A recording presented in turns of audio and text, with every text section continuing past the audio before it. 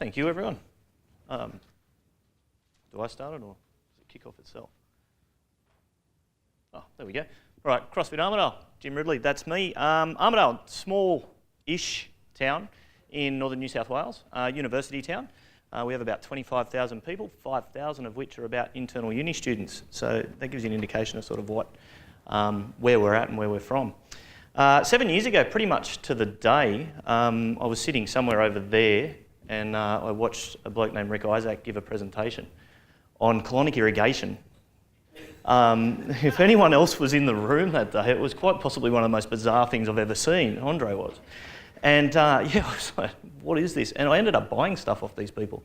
So where did it all start? That photo started it. That was back in 2003. And if you haven't met Jodie yet, that's my wife. She wasn't at the time. I don't know how she married me because she bought that horrible horizontal striped shirt. And I think it adds about 12 kilos, or maybe 20 or 30. So about 30 kilos heavier there. I was a sales rep. I used to sell drugs. I was a drug dealer. I sold animal pharmaceuticals to rural stores. I'd been through university in Armidale and graduated with a Bachelor of Commerce, packed on a bucket load of beef at uni, and then yeah, went in to be a sales rep and yeah, nights of red wines and schmoozing dinners and all that sort of stuff. It got more and more. And so I decided at one point that I was going to play footy again and get back on a football field.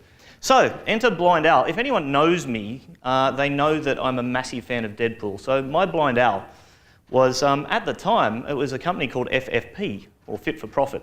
And they used to use Sean's stuff and they used to pay for it and they used to sell it into Australia and coach and all that sort of stuff. So I saw an ad in a magazine and I signed up. For $50 a month, I got a newsletter. It was awesome.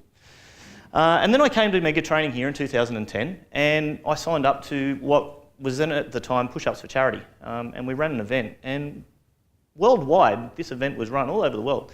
And little town in northern New South Wales, we raised more money than anyone else. We raised about 18 grand in 90 seconds. And all of a sudden we were put on the map. And then in 2011, I was Member of the Year runner-up. We went up to Gold Coast, I did a presentation, pretty much that story you saw before. Here's this big sales rep, hey, lost all the weight, hey, look, we're going awesome. And we were on fire. Everything was happening great. And then in 2012, that's the little chocolate yogurt emoji, went sideways. So I hit Mega Training 2012 down in Melbourne, and the business was currently sitting in about 3 or 4 grand's worth of debt, and yeah, I was too busy loving life and that sort of stuff. And then 2013, I've got out of the Love Boat. I hardly slept in 2013. I was awake most nights thinking, where's the next client going to come from? Where's the next member? Where's the next... We've started CrossFit and no one's doing it. We've got 15 CrossFitters. What's going on, you know? And so every night at 3 o'clock, I'd wake up and I'd watch the Love Boat. It's a terrible TV program. And it still wouldn't put me to sleep. So in 2014, I came to Mega Training to break up with NPE. I was coming down because that $1,000 a month, I can spend that on another rower and that'll bring someone else in. And then in 5 months' time, I'll have 5 more rowers. And that was my thought process at the time. I'm like, oh, you know, I can save this money, but I couldn't, I don't know, it's weird. I'm that type of person. I couldn't break up over the phone. So I was like, you know, guys, I'm going to come down and see you, Andre and Rick and Sean, and I'm going to have a chat to you about some stuff. And so I got there and I didn't walk on broken glass. I was the only person in the room to not walk on broken glass that day because I really couldn't be asked. I didn't want to cut my feet. And so I didn't do that, but at the same time, I had a good chat to Sean, I had a good chat to Andre. And they said, right, and I said, look, I'm sick of being shopped around coaches. I've had 4 coaches in the last 3 weeks, it seemed like. And you're telling me that Dane has to be a coach, and Dane can't be my coach because he's one of my best mates, and that's just not going to work because I'll tell him to, and he'll tell me to as well, and we'll end up hating each other. And so they got me Kevin, who was in the States, and Kevin sort of, if you've ever met Kevin or ever spoken to Kevin Quinlan, he doesn't pull punches. And he said, right, Jim, this is what you got to do, this is what we need to do, here's where we go. And he gave me a bit of direction. And then with Kevin going, I had Tom. And since we've taken on, since I've jumped on with Tom, we've done a fair bit of work on the driver. So that was the plan. My biggest challenge, my biggest thing was my mind. In 2009, that was part of my process of getting into personal training. I was diagnosed with depression. And at times I still have lapses, and it still happens, and there's days where I'm a little bit cloudy and all that sort of stuff. Today's not one of those days, I'm pretty good. But my mindset at times was, it was everyone else's fault. I was pointing to everyone else. It was no one else's fault but my own. And everything that I did was up to me.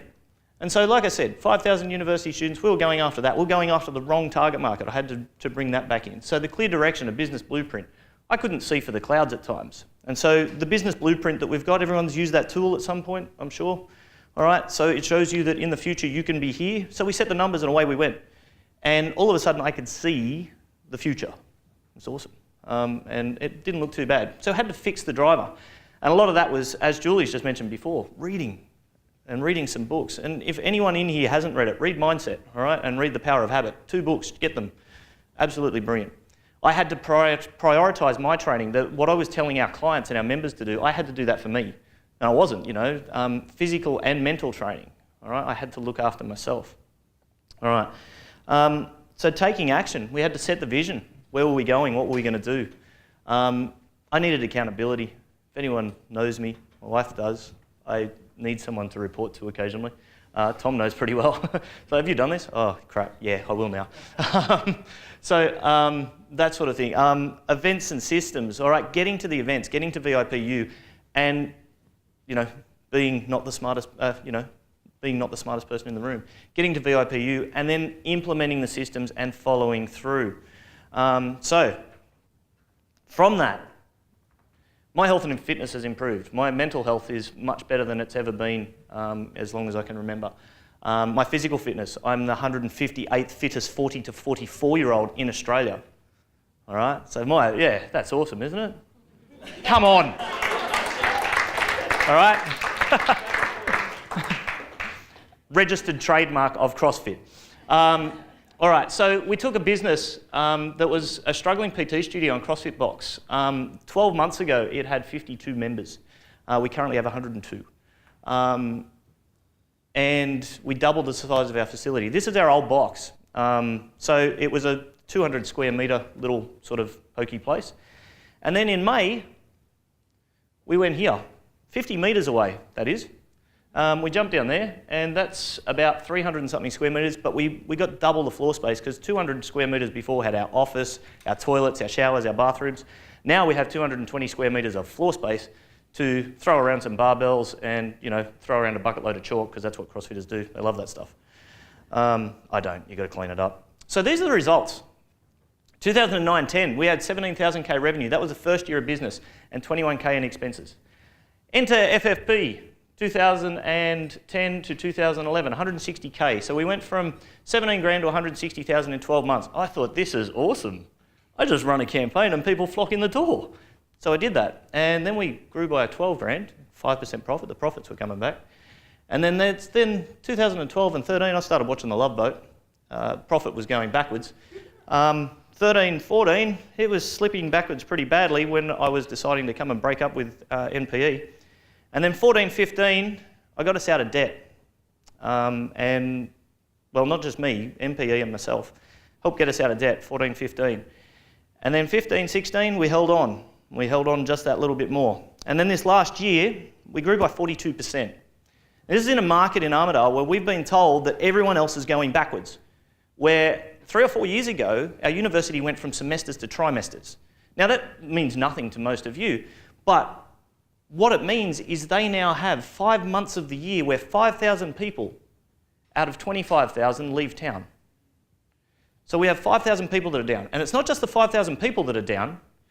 We have one college that we know of that lost $1.2 million in jobs because they started to shed staff. So our town economy started to slip backwards pretty rapidly. In that time, we grew by 42%. The market's there. You just got to go and get it. You just got to go and find it. So that was the financial year with 15% profit. So we're starting to look pretty all right. As of the 19th of the 9th, that's slipped down there a bit. This was the other day, 220,000 to the previous 12 months. So we've grown another 20 grand in the last sort of few months as well. So we've added that to the bottom line. All right, so before and after. I don't watch The Love Boat at 3 a.m. anymore. It's not on. But besides that, I'm not waking up at 3 a.m. for the wrong reasons. Business is actually a business, not a job. I don't turn up and hope for the very best and all that sort of stuff and go and slug my butt out. My personal life has improved immensely. You know, I have much more fulfilling relationships. I am able to sit down and be present with people and not be thinking about whether or not the business is going to be there tomorrow, whether or not the clients are going to have somewhere to go. We have a new facility, purposely fitted out for us. The old one just grew out of necessity and we just sort of went, oh, we need somewhere because, hey, it's -5 in the morning and who likes to do boot camps at -5? And so that's how it sort of grew and then turned into this CrossFit box PT studio. But this is actually set up for us to run our CrossFit sessions and all that sort of stuff. So that's just an indication of how far we moved. So this is the new box that the photo's taken from. Up there where you can see that brickwork, that's the old box. So it was a big move on a Saturday morning. You finished class, everyone? Pick up a kettlebell, cut it down the back. And that's pretty much how it happened. There was about 20 or 30 people and they all just lugged stuff down for us. And I got the craps because at one point I'm like, that's not going there, because people had just started dumping stuff in everywhere. All right, so the takeaways for me. These are some NPE core values here. Practice faith. Practice faith in yourself. One of the biggest things for me is at times I was just down on me. It's like, I can't do this. What are you doing? You're an idiot, you know. Snap out of this. You know, go and get a job, that sort of stuff. Go back to being a sales rep. Yeah, that was awesome. But practice faith in yourself. Learn and grow, stretch yourself. We encourage our clients to do it all the time. Make sure that we're constantly learning and always looking for something else. And don't hide. And one of the things I did, like back in 2014 when I came down to break up with the guys, I was hiding. Like, I was like, I've got a credit card that's maxed out. I'm sitting here with all this debt and you know, I'm not going to tell my coach. I can't tell them that. And so I was hiding that sort of stuff. And if I was hiding it, how the hell can anyone help me fix it? And so don't hide. If you've got an issue or a problem or something, go and find someone to help you. It doesn't matter who it is, but find them. Kaizen, my 20-mile march, all right?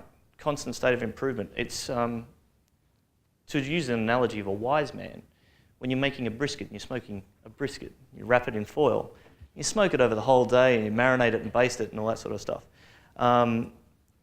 It takes a long, slow burn. So one of the things I had to learn in business was it's not going to be a 5-minute race.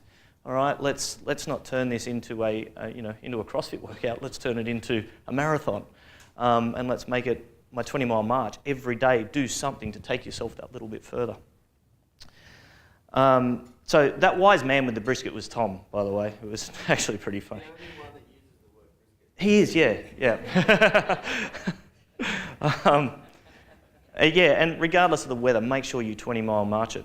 Why? That's why.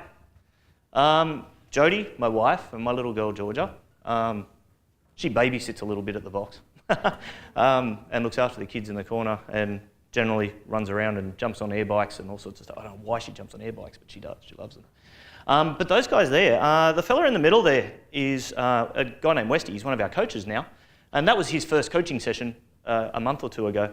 Westy started with us like 4 years ago not liking exercise. Hated it, and that sort of stuff. And you know, eventually he's now decided that he was happy enough and he wanted to become a coach. So we have a team of like 6 coaches. Jodie's one as well, and everyone has sort of fallen in love with our cult. All right, it is a cult. We do provide Kool-Aid. We have red Kool-Aid. It's much nicer than the green stuff. So yeah, these are the things that got me through all those rough times. And really brilliant book, if you ever get a chance to read it, is Man's Search for Meaning. And those who have a why to live can bear with almost any how. And that was something now for me with my mental state and all that sort of stuff in the past.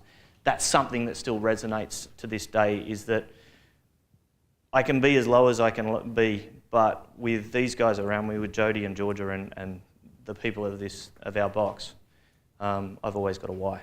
So thanks very much, everyone. And hope you got something out of it.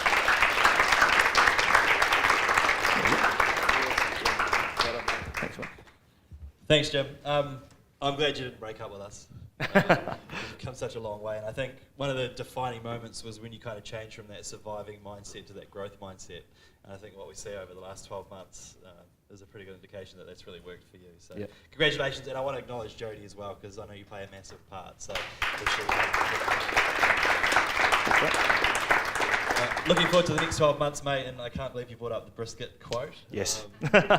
But yeah, we ended up talking about meat and barbecuing for about 30 minutes. VIPU, it's awesome. Yeah, it was good stuff. So I'm glad that resonated with you, as strange as it was. But yeah, can we have another round of applause for Jim? Great job. Thanks, mate.